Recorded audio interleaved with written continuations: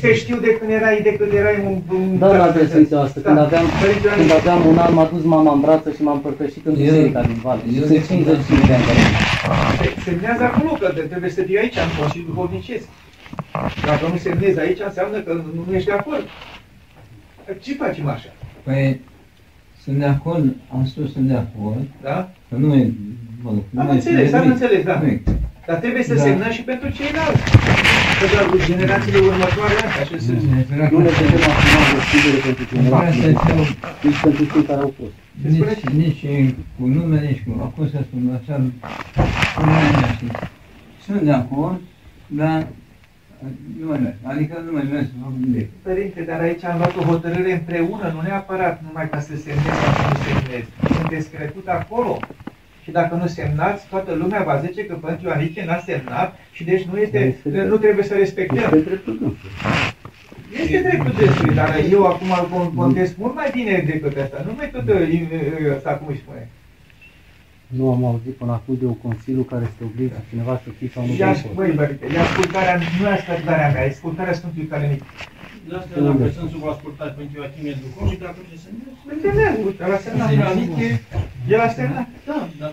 Este Ioachim. Da, eu sunt duhovnic, ce? Un consider, nu zic eu.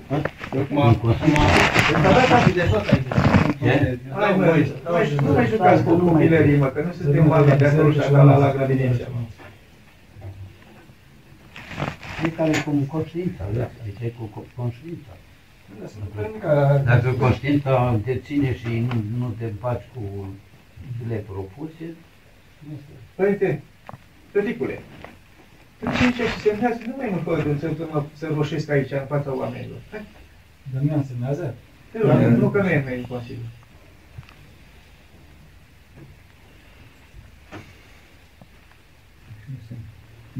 De respect, da. Dar de ce să nu semnezi? Că asta doar e hotărârea, este tot respect. Respectul este ecoul semnături. Și semnătura e ecoul ăsta. Nu, că de mine nu sunt de acord. Păi de ce să râde? APBS, asta e povestea. Deci nu e de acord cu hotărârea. Păi dar nu Sfinția ta m-a învățat acest lucru. Nu mi-ai spus mie de biserica din Vale. Nu judecai pe Părinte Lavrente că se duce acolo. Nu mai te înțeleg deloc. Hai să fim serioși. Uite, toată lumea știe despre asta. De ce să ești așa?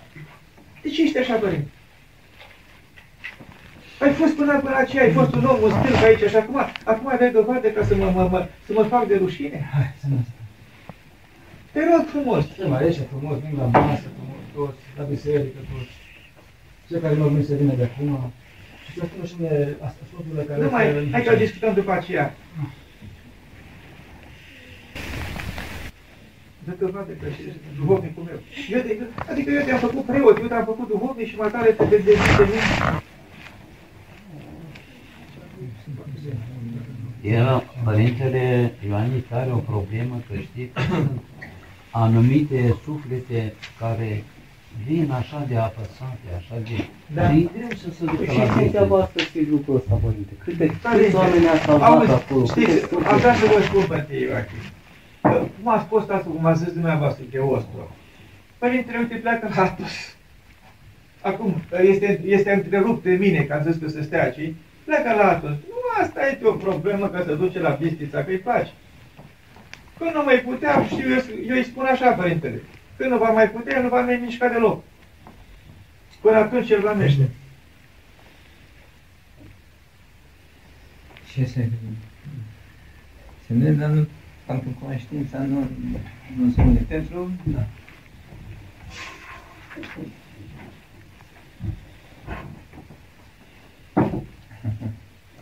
Forțat? Forțat acum. Așa cum am făcut atunci din public și trei-ul pe tot forțat acum? Aoleu, uite aici, cât de sus aici. Forțat. Puteți să spuneți asta forțat. Păi, ce voi spune eu la spovedanie? Că am făcut forțat? A? Ce să vă zic? Și cum mă spovedesc eu atunci? Ia ziceți. Spuneți că l-a soldat. Ia ziceți. Adică ce? Uite, vă duceți acolo la Părintele... Vă duceți la Părintele Efrem acolo, la Vadopedul, să-l întrebați dacă ați făcut bine sau nu. El vă va ghici înainte de a vă duceți acolo. Da. am semnat de acum, dar totuși conștiința nu. Conștiința nu. De ce ziceți așa? Acum Când am discutat de nenumărate ori să punem rânduiala acolo și n-am făcut nimic, ce conștiință aveți? Acum, așa. Dacă totuși biserica se deschide, Așa. se deschide și întotdeauna, dar măcar când vine cineva, Așa. Bine, noi nu mai ducem la slujbă, nu mai facem slujbă acolo. Cum se pronunță la urmă că biserica e deschisă sau s-a închis definitiv? Părinte, n-am deschis acolo. Nu mai coboară părinții să facă slujbe. Și niciun preot nu mai este ca asta. Așa am scris. Păi să ne înțelegem. Eu n-am spus acolo că am luat antrimisul, n-am spus acolo că am luat astea. Alea să iau pentru că nu mai slujești. Și nimeni n-are voie. Uite că am spus aici, ca să nu creadă cineva că asta. Și iar de va fi, de este vreun preot de mir și va încălca acest legământ să fie în aceeași ostentă. Deci nu mai vine niciun preot. Că mi s-a spus că, vezi, Doamne, am adus nepotul, m-am adus nu ce. Nu mai vine nimeni. Și atunci biserica este acolo. Ca oricare biserică. Ca muzeu. Muzeu acum, nu trebuie să faceți asta. Numai asta e ideologia comunistă cu muzeele, părinte, nu mai vorbiți așa. Care a spus acolo dizident politic, faceți ăstea. Păcate. Nu e muzeu, este biserică, unde te închiși și așa mai departe, ca orice, în Grecia toate bisericile să slujesc în ele? În Grecia, uite, vă duceți acolo. Toate bisericile să slujește, nu, te duci acolo, te închini, e legat. Astea. Nu. Bine, deci mai avem aici. Ilarion, ai zis că nu? Da. Da. Asta, Gervasie. Unde E plecat.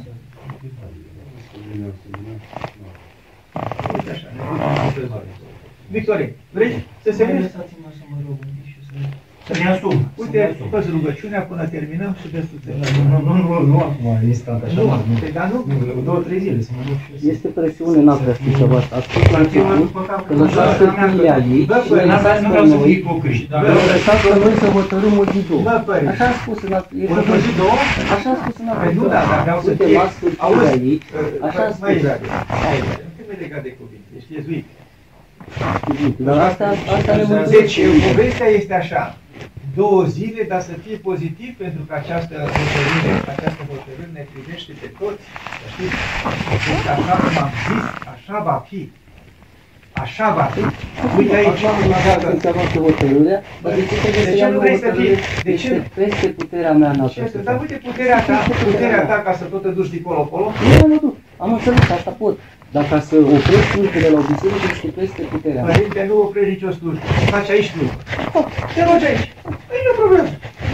De ce să nu stăm aici să slujim? Nu te-a oprit. Deci, iarăși încă o dată, iarăși hai să clarificăm povestea asta, că Sfinția ta a rămas cu ceva fix. Că închidem biserica. Nu închide biserica. Ne rugăm aici pentru femei. Și clar, nu ne mai ducem acolo. Asta este să ne înțelegem. Deci, m-ați înțeles? Că o să-i mă plec de aici și o să uvuiască internetul, toate.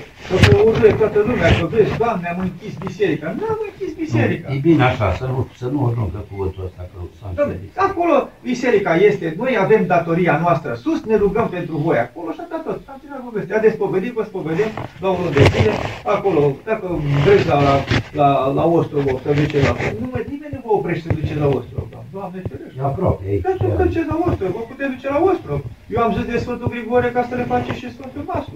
Dar vă puteți duce oriunde. Deci ne-am înțeles? Vă duceți acolo, că am ținut cont și de povestea cu Părinte Victorin, că el se duce acolo la sta, zi, la spovedii și așa tot. Și atunci voastră acolo, dar nu puteți duce la Ostrov. Care și oriunde ar fi. Dar nu aici. Aici este legământul Sfântului Calenic. Nu mai facem nicio dezlegare, Doamne, ferește și păzește. Că ne ducem în fundul iadului și nu ne mai mântuim. Nu, cum să zice, ne chinuim toată viața și după aceea în loc să avem mântuire, avem o sândă. No. Bine, deci eu, fără părinți, eu mi-am pus sufletul pe tapă. M-am rugat la Sfântul Calenic îndelung. Am ajuns la concluzia aceasta. Așadar, Sfințiile voastre, a semnat. Dacă mai gândiți să mai semnați, rămâne aici documentul, eu o să fac o fotocopie și o duc în al preasfințitului ca să știe despre hotărârea noastră, Până și la noi. Doamne ferește, îl punem pe Sfânta Masă.